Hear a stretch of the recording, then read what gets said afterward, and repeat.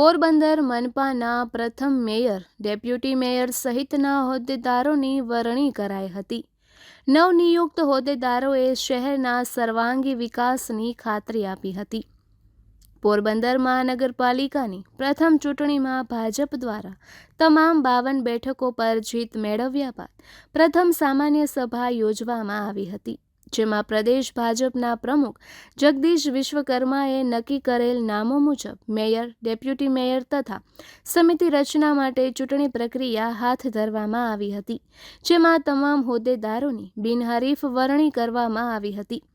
2.5 વર્ષ માટે મેયરની જનરલ કેટેગરીની ચૂંટણી કરવામાં આવી હતી, જેમાં પ્રથમ મેયર તરીકે સાગર મનુભાઈ મોદી, ડેપ્યુટી મેયર તરીકે મનીષભાઈ કરશનભાઈ શિયાળ, સ્ટેન્ડિંગ કમિટીના ચેરમેન તરીકે વિક્રમભાઈ વેજાભાઈ ઓડેદરા, પક્ષના નેતા તરીકે હર્ષદભાઈ પ્રેમજીભાઈ બામણિયા, દંડક તરીકે કૃષ્ણાબેન અનિલભાઈ કોટિયા તેમજ સ્ટેન્ડિંગ કમિટીના સભ્યોમાં જ્યોતિબેન શાંતિલાલ આસોડિયા, રામભીબેન અરભમ ઓડેદરા, પ્રશાંતભાઈ ભરતભાઈ સિસોદિયા, ઈલાબેન પ્રકાશભાઈ લાખાણી, રેખાબેન રમેશભાઈ લુંદરિયા, વિશાલ વેલજીભાઈ મોતીવરસ, હેતલબેન ભાસ્કરભાઈ સાણથરા, મિલનભાઈ જયેશભાઈ મસાણી, કૃષ્ણાબેન અનિલભાઈ કોટિયા, આશાબેન સોલંકી, ધર્મેશભાઈ સુકાભાઈ પરમારની નિમણૂક કરવામાં આવી હતી.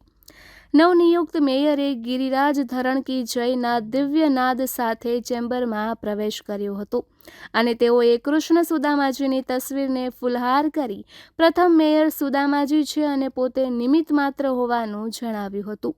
પોતાનો પદભાર ગ્રહણ કરતા સાગર મોદીએ સ્પષ્ટ જણાવ્યું હતું કે પ્રજાના પૈસાથી થતા વિકાસ કામોમાં બેદરકારી ચલાવી લેવાશે નહીં.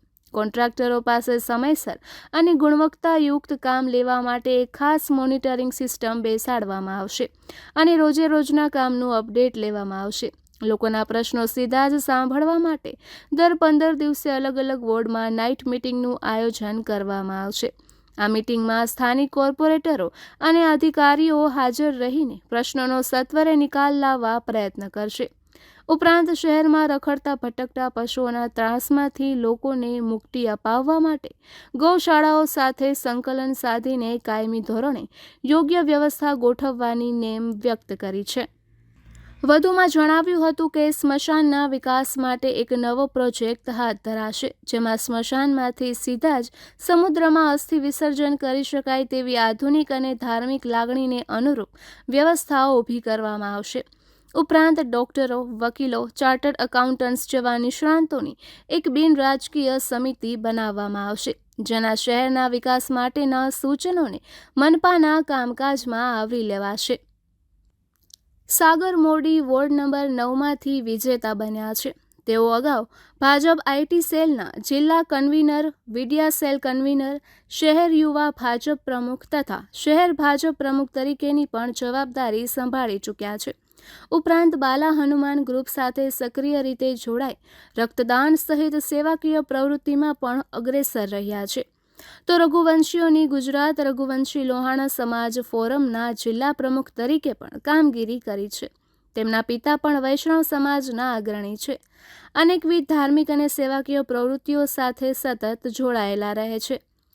પોરબંદર નગરપાલિકા બન્યા બાદ પ્રથમ પ્રમુખ પોપટલાલ દાયાલાલ કક્કડ હતા, જેઓ લોહાણા સમાજના હતા. હવે પોરબંદર મહાનગરપાલિકાના પ્રથમ મેયર તરીકે ચૂંટાયેલા સાગર મોદી પણ લોહાણા સમાજનું ગૌરવ વધારી રહ્યા છે. નિપુલ પોપટ, પોરબંદર ટાઈમ્સ. તારીખ 26ના રોજ આખા ભારતમાં તે સુવર્ણ દિવસ છે. માનનીય આપણા વડાપ્રધાન શ્રી નરેન્દ્રભાઈ મોદીના જે સત્તા સંભાળી છે એને 12 વર્ષ પૂર્ણ થયા છે. એ જ દિવસે અમને ઉગાનું જોગ નસીબદાર કહેવાય પોરબંદર મહાનગરપાલિકા કે જેને પ્રથમ મેયર તરીકે મને જાહેર કર્યો છે. અને અમારી ફર્સ્ટ પ્રાયોરિટી આવતા દિવસોમાં જે વરસાદ આવવાની મોસમ આવે છે એની પ્રી મોન્સૂન કામગીરી માટેની જે હશે એ મારી પ્રથમ પ્રાયોરિટી હશે. અને તથા જેવું આપણે વરસાદની સિઝન પૂરી થશે એવા તહેવારો ચાલુ થશે એટલે ગામમાં સફાઈ અને જે કંઈ નાના મોટા પ્રશ્ન હોય એ તાત્કાલિક સોલ્વ થાય અને એનું અમારે સંકલન કરી અધિકારીઓ સાથે અને તાત્કાલિક જે કંઈ નિર્ણય થશે એ આપણે સૌને જણાવવામાં આવે. 50% અનામત છે આપણે, એટલે મહિલાઓને પ્રાયોરિટી ભારતીય જનતા દ્વારા આપવામાં આવે છે. અને એ જ અનુક્રમે આજે અમારી સાથે જે 52 કોર્પોરેટરો મારા સહિત છે, એમાં 26 મહિલાઓ છે. એમાંથી એક મહિલાઓને મુખ્ય હોદ્દામાં પણ સ્થાન આપ્યું છે પાર્ટીએ. અને મહિલાઓને જે કંઈ પ્રશ્ન હશે તે તાત્કાલિક નિરાકરણ આવે એવું અમારું પ્રાયોરિટી. ભૂતકાળમાં ક્યારેય એવું કંઈ સાબિત થયું નથી અને આગામી દિવસોમાં એવું કંઈ થવાનું નથી તેવી હું આપને ખાતરી આપું. ના, એની ઉપર એક મોનિટરિંગ સિસ્ટમ બેસાડવામાં આવશે અને તમામ કોન્ટ્રાક્ટરોને જાણ કરી દેવામાં આવશે, તમામ વેન્ડરોને જાણ કરવામાં આવશે. અને આવતા દિવસોમાં એની મોનિટરિંગ સિસ્ટમ પારદર્શક રહેશે અને મીડિયાના મિત્રો દ્વારા જનતાને એ મોનિટરિંગ સિસ્ટમ ખબર પડે તેવી વ્યવસ્થા ઊભી કરીશું. યુવાનો માટે જે કંઈ વિકાસ થશે એમાં સૌથી મોટો ફાળો યુવાનોનો હશે, કેમ કે સૌથી વધુ લાભ યુવાનો લેશે. એટલે જે કંઈ વિકાસના કામો થવાના છે એમાંથી રોજગારી પણ ઊભી થશે, એ પણ યુવાનોને મળશે.